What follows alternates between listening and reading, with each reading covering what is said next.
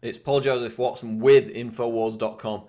And did you know that some restaurants in China are now using robots instead of waiters? That's right, since it opened in June 2012, a restaurant in Harbin, China, has gained fame by using robots to cook meals and deliver dishes. The robots can continuously work for 5 hours after a 2-hour charge and are able to display more than 10 expressions on their faces and say basic, welcoming sentences to customers. So I guess, you turn up to the restaurant, you sit down, you're welcomed by the robot. I guess you write down your order. There's the robot actually cooking the food as well as delivering it. I guess you either write down your order or you type it into a touch screen pad or whatever. The robots then cook the food. Obviously, they've got waiters as well. There's the robot. They've got chefs as well cooking the food alongside the robots. There you see them delivering the drinks as well. And then the food is put onto the tray. The robots have all these track pads going all the way around the restaurant to the different tables, and they deliver the dishes to the customers when it's ready. Also, there's a shot of one of the robots actually cooking the food. So, there's the trackpad again. All these fears about, robots replacing manufacturing jobs. Forget about it. That's done. That's already well on its way to completion. Now we're talking about robots replacing jobs in the service industry, which, of course, in the West, in the developed world, we're told are the only real jobs that are going to exist in the future. And now China's leading the way by having robots do those very jobs. And the economic threat that this poses not only to the service industry, but it's already being felt in the manufacturing industry. We have an article here out the Financial Times out yesterday. Obama must face rise of the robots. Technology will leave a large chunk of the US labor force in the lurch. It talks about how there's been a net increase in January of manufacturing jobs of 4,000 jobs, but the actual net increase since July is zero. So we've got zero increase in manufacturing jobs, and yet at the same time, manufacturing activity has risen by its fastest rate since April. And basically that's robots. That's replacing humans with robots to boost productivity in factories. It's actually costing jobs.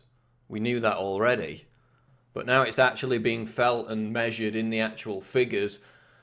In the manufacturing industry, of course, 3D printing is also going to put a lot of people out of business. That's up for debate in terms of positive or negative, because it puts a lot of power back into the hands of the individual.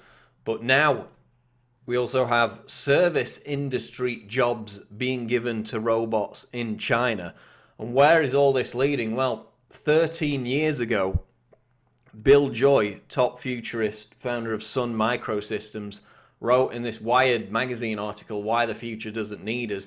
And this was 13 years ago now, April 2000.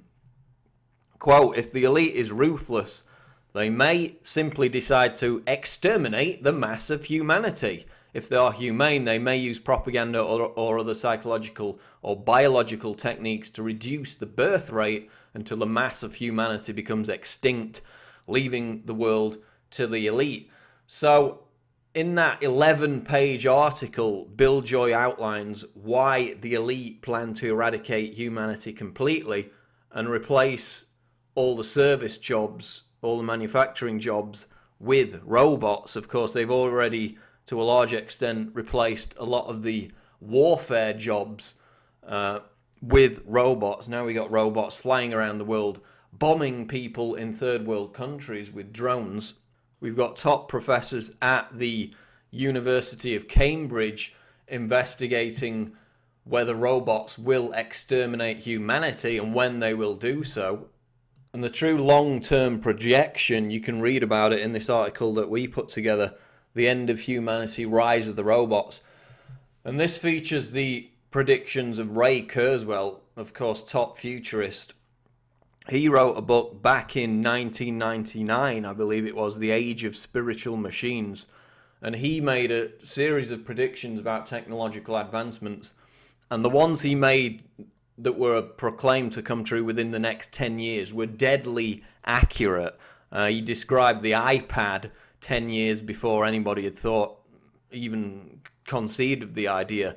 You know, the iPhone, the Kindle, he conceived of that idea where a computer screen would be good enough to look like physical paper as the Kindle is now.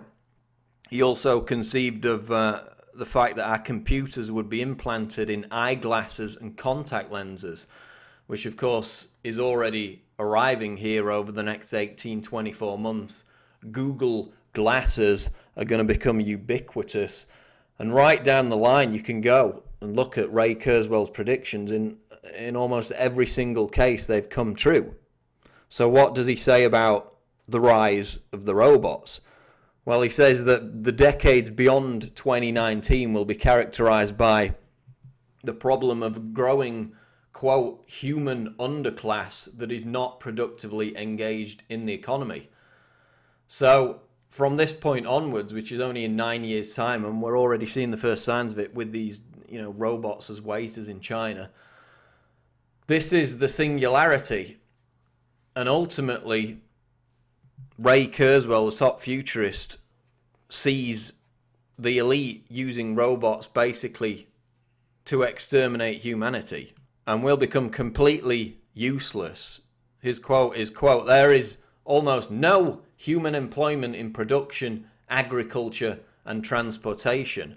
And that's from 2029 onwards. So in less than 20 years, Ray Kurzweil, who predicted everything else that's happened over the last decade and a half, says that there's basically no human employment in production, agriculture and transportation.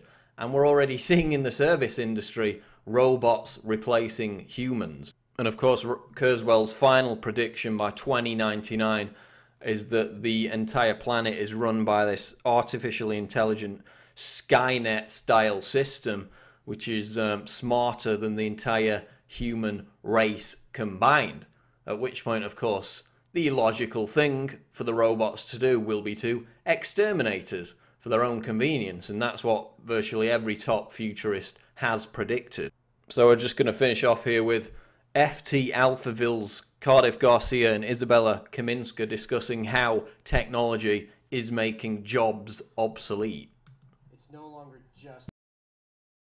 It's no longer just manufacturing or factory jobs. It's now that technology is replacing even jobs that require a very heavy cognitive load, people that were well trained, well educated, that sort of thing. So what are some examples of this kind of thing happening? Exactly. So it's not just like what happened with the Luddites and the mechanical jobs.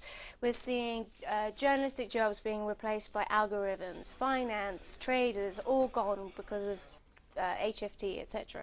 You've got medical industry. That's really a big one, I would say, where diagnostic tools and surgical devices, they are eliminating, really top-level academic jobs. Robots that, do mine disposal, all sorts of things. And it's also not just that, it's the smartphones and the way general employment is being impacted by productivity.